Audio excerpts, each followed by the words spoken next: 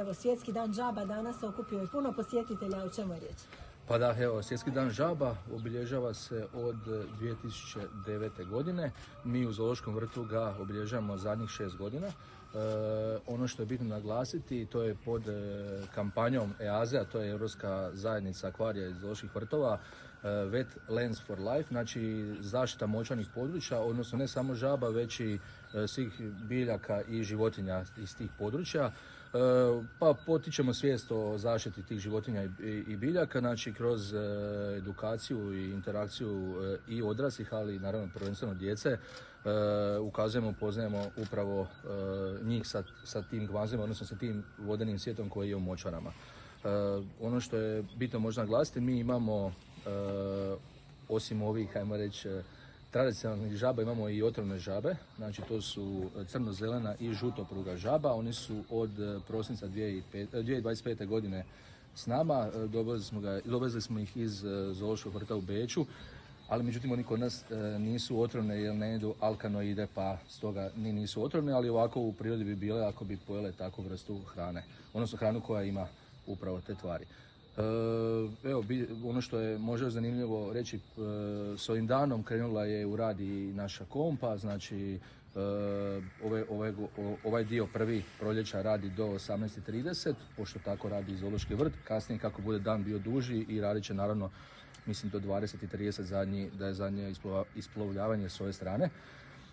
Ja bih htio naglasiti još dvije bitne stvari. Sada dolazimo upravo sa potpisa ugovora dvije nove nastambe u Zoološkom vrtu. Znači dobili smo na prekograničnoj suradnji sa Mađarskom, baš Zoološki vrt Pečuh, jedan od partnera, sredstva za izgradnju nastambe za nosoroga, projekt Zoo Distrap i sredstva energetske obnove akvarija i terarija i izgradnja, odnosno kotlovnice na sječku. To su obnovljivi izvori energije, znači kako bi smanjili troškove i poboljšali naravno te kuće, odnosno akvarij terarij u zoološkom.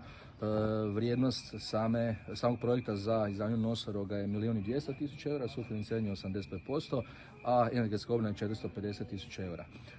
Što se tiče energetske obnove, zanimljivo je tu reći, mi ćemo koristiti kotlovnicu na sječku, a mi, kao što znate, obrađujemo sječku na našoj kompostani, kada naše zelenilo tamo drobimo i onda od tog imamo, znači, novi materijal koji ćemo ovdje koristiti. Tako možemo tu reći, građani odvajaju bio otpad, mi ga skupljamo, prerađujemo, bio to kompost ili sad u ovom trenutku sječka, i tu ćemo sada se grijati odnosno grijat ćemo nastambe, odnosno akvarij terarij na tu sječku. To je neka kružna ekonomija koju pokušavamo imati i kod samog komposta koji, evo, moram reći, u trenutno ovo vrijeme sada ne možemo ga dovoljno stvoriti koliko građani dolaze na kompostanu i zanimaju se za njega. Evo, osim nosoroga stižu još neke nove životinje, o čemu je riječ? Tako je, da, to smo prije mjesec dana potpisali ugovore sa prekograničnom suradnjom sa Srbijom, to je nastamba za nilske konje ili voden konje.